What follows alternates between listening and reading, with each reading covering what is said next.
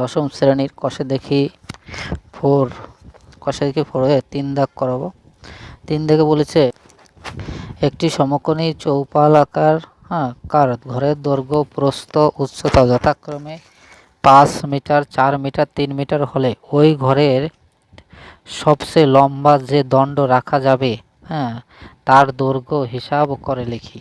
তার ঘরে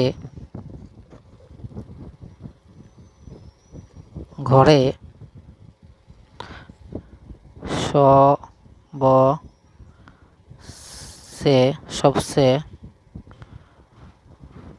লম্বা যে দণ্ড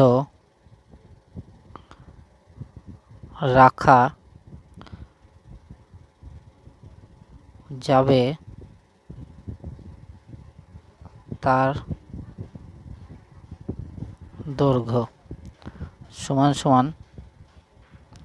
সমান রুট কত ছিল 5 স্কোয়ার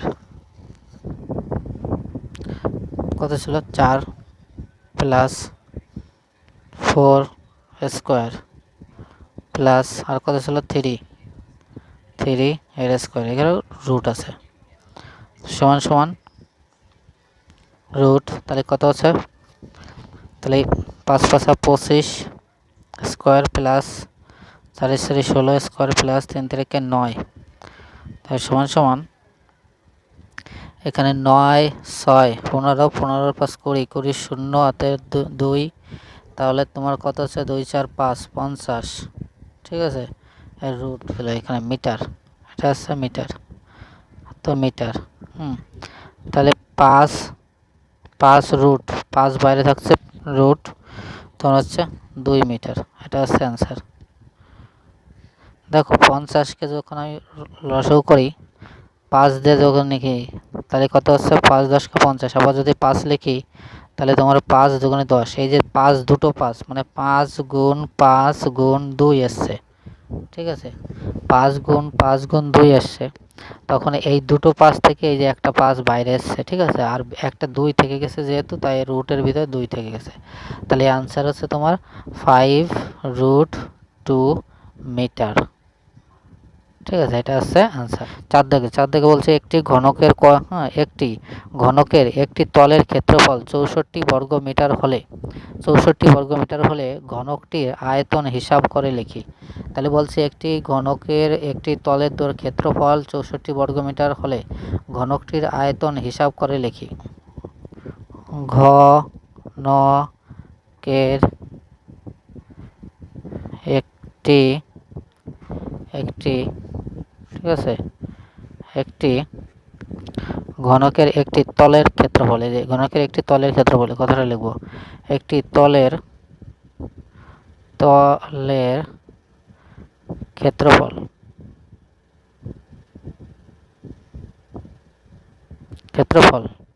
সমান কত আছে 64 বর্গ মিটার, ঠিক আছে, 64 বর্গ মিটার ঘনকের ক্ষেত্রফল।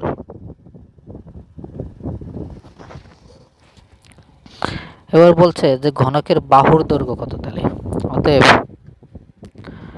ঘনকের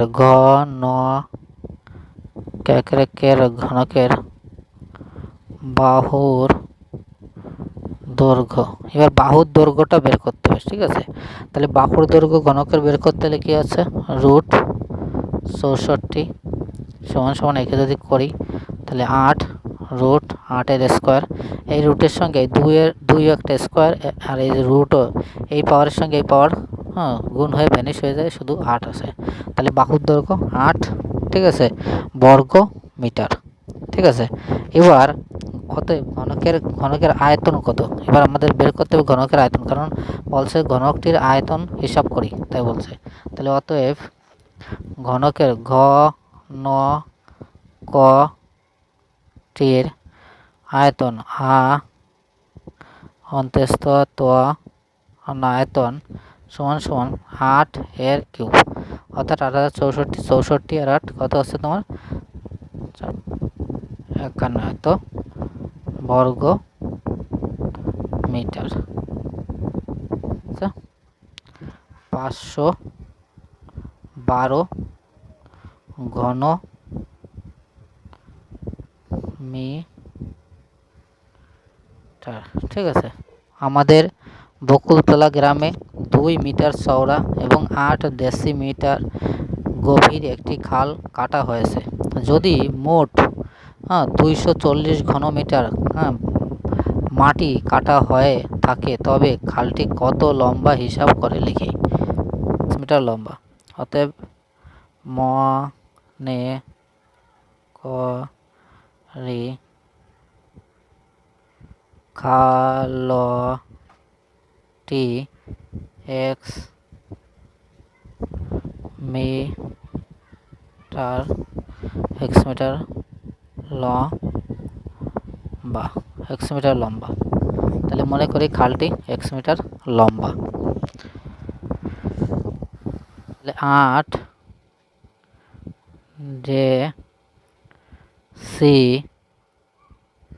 ডেসিমিটার সমান সমান 0.8 মিটার। ঠিক আছে, 8 ডেসিমিটার সমান সমান 0.8 মিটার। এবার আমি প্রশ্ন অনুসারে করব। প্রশ্ন অনুসারে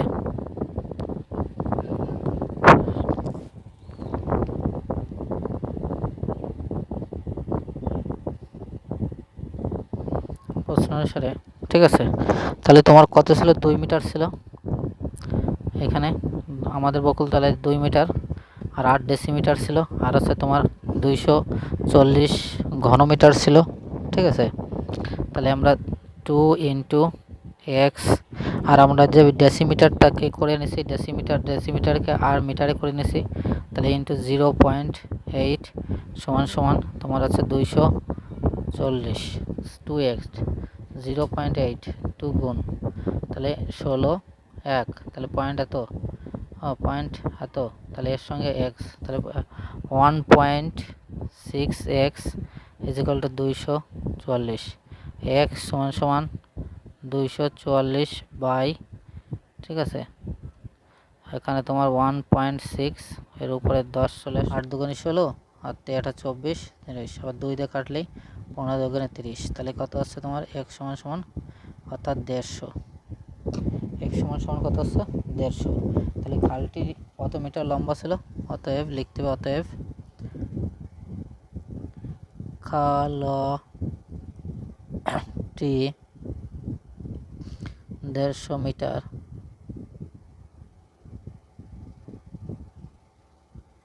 লম্বা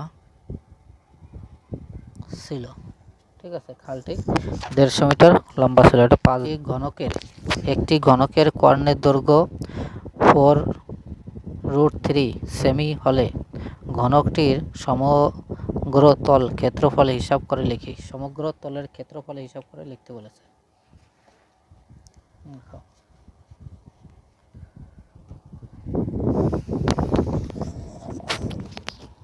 তাহলে ঘনকটির কর্ণের দৈর্ঘ্য কত?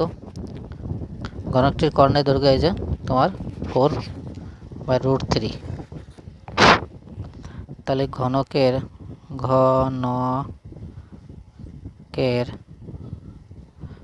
কর্ণের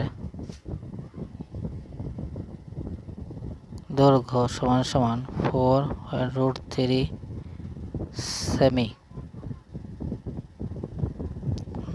সেমিমিটার। ঠিক আছে, এবার বলছে ঘনকের বাহুর দৈর্ঘ্য। তাহলে ঘনকের অতএব ঘনকের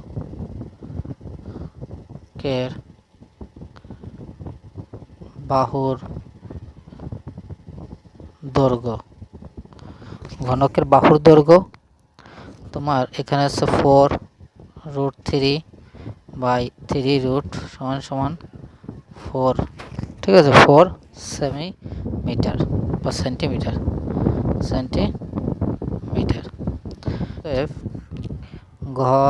ঘনকের সমগ্রতলের ক্ষেত্রফল সমান সমান, তাহলে ঘনক হচ্ছে 6 6 ইন্টু 4 স্কোয়ার,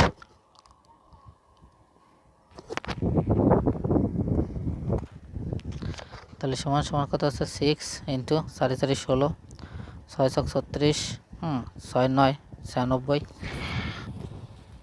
বর্গ সেমিমিটার। ঠিক আছে, তাহলে কত দ্বারা আসছে বর্গ সেমি, তাহলে ক্ষেত্রফল কত দ্বারা আসছে, অতএব ঘনকের ক্ষেত্রফল ঘনকের ক্ষেত্রফল সমান সমান 96 বর্গ সেমিমিটার। ঠিক আছে, ঘনকের ধারগুলির দৈর্ঘ্যের সমষ্টি 60 সেমি হলে ঘনকটির ঘনফল হিসাব করে লিখি। তাহলে 7 দাগে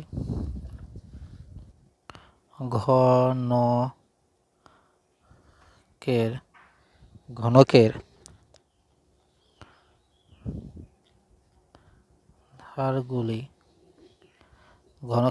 ঘনকের ধারগুলির দৈর্ঘ্য, ঠিক আছে, দৈর্ঘ্যের সমষ্টি 60 সেমি, এই কথাটা লিখব। ঘনকের ধারগুলির দৈর্ঘ্যের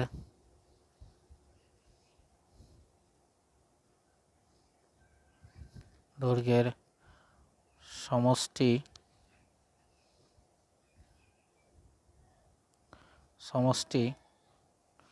60 সেমি।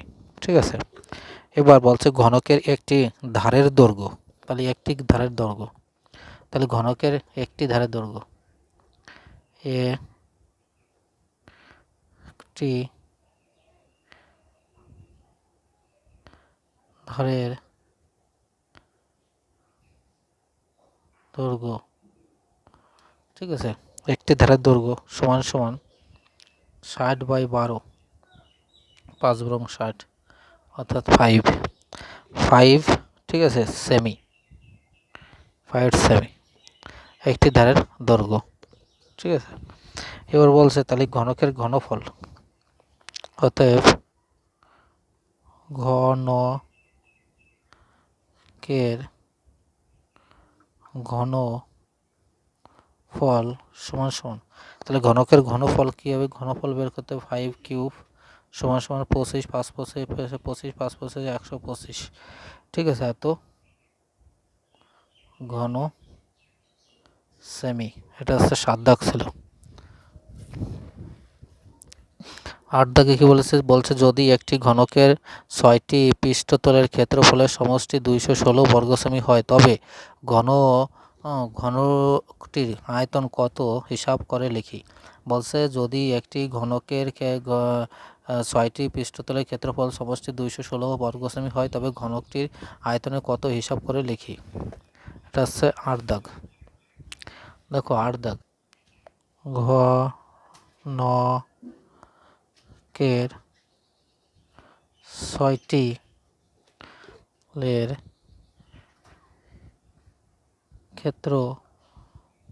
ক্ষেত্রফল সমান সমান কত আছে 216, ঠিক আছে, কি আছে বর্গ সেমি। ঠিক আছে, তাহলে যদি 6টি হয় তাহলে একটি তলের ক্ষেত্রফল কত হবে, ডট ডট, তাহলে একটি তলের ক্ষেত্রফল কত হবে, তাহলে 216/6 বর্গ সেমি। তাহলে তোমার একটি তলের দৈর্ঘ্য, এবারে কাটাকাটি করো, তাহলে 6 6 36 6 আর আছে 318। ঠিক আছে, তাহলে কত আছে 36 বর্গ সেমি একটি তলের একটি ঘনকের একটি তলের ক্ষেত্রফল। তাহলে ঘনকের বাহুর দৈর্ঘ্য, অতএব ঘনকের বাহুর দৈর্ঘ্য সমান সমান √36 সমান সমান √6 এর স্কোয়ার সমান সমান 6, তাহলে 6 কি আছে সেমি, 6 সেমি।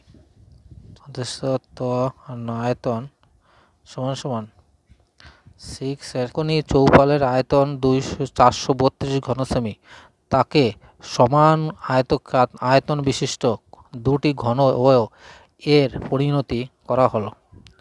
প্রতিটি ঘনকের প্রত্যেক ধারের দৈর্ঘ্য কত হিসাব করি। প্রতিটি ঘনকের প্রত্যেক ধারের দৈর্ঘ্য কত হিসাব করে আমাদের বলতে বলছে।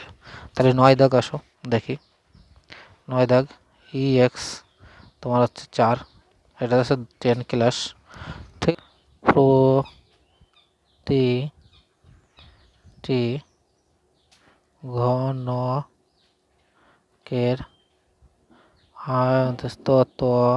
আয়তন সমান সমান, তাহলে প্রতিটি ঘনকের আয়তন বের করতে হবে। তাহলে 432টি ছিল, 432 ঘনসেমি ছিল আয়তন, এবং দুটি হচ্ছে তোমার 2 ভাগ যদি করি, আর 6 দুগুণে 12, আর হচ্ছে তোমার 6 দুগুণে 12, 6 দুগুণে 2 একে 2, আর 2 দুগুণে 4, তাহলে 200 কত হচ্ছে 16, তাহলে 216, ঠিক আছে, বর্গ ঘনসেমি। অতএব ধরি, লিখতে হবে ধরি ঘনকের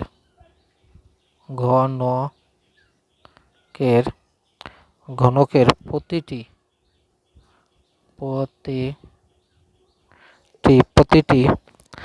ধারের দৈর্ঘ্য সমান সমান, প্রতিটি ধারের দৈর্ঘ্য সমান সমান 1 সেমি। এটা ধরেছি, ঠিক আছে, 1 সেমি ধরেছি প্রতিটি ধারের। আর প্রশ্নানুসারে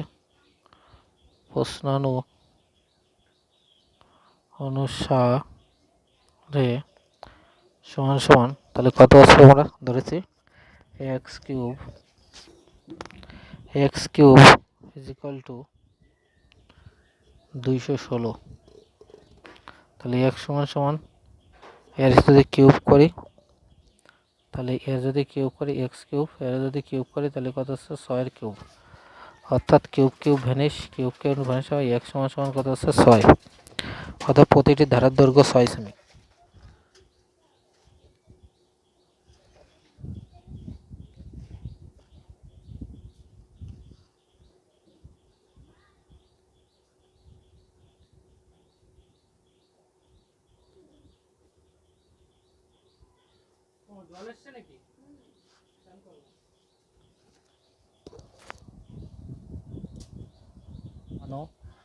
কমানো হলো মূল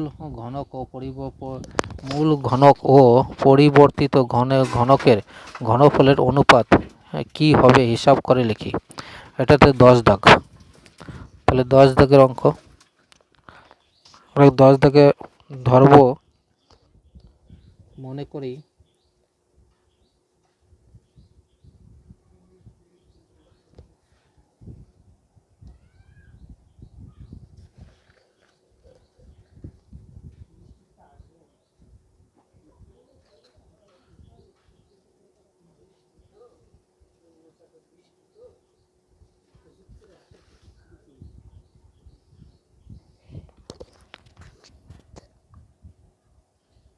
সেমি, তাহলে মনে করি ঘনকের বাহুর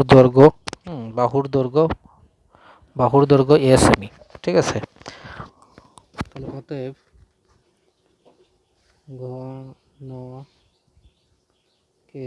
ঘনকের আয়তন আমরা করছি 10 দাগ, আয়তন এ কিউব তো সেমি, দৈর্ঘ্য 50% কমানো হলো, ঠিক আছে, 50% কি হলো, কমানো হলো। তাহলে বাহুর দৈর্ঘ্য হবে, তাহলে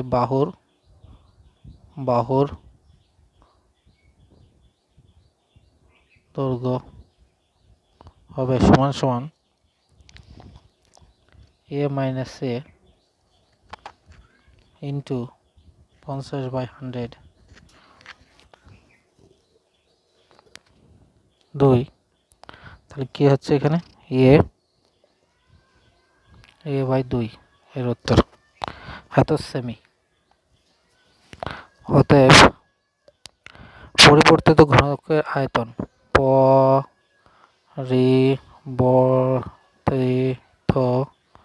ঘনকের ত আয়তন, আয়তন সমান সমান a/2 এর কি আছে কিউব, তাহলে এর কিউব বাই আর 2 এর কিউব 8, এইট হবে। তাহলে এত ঘন সেমি। অতএব মূল ও ঘন ও পরিবর্তিত ঘনকের আয়তন অনুপাত, মূল ঘন ও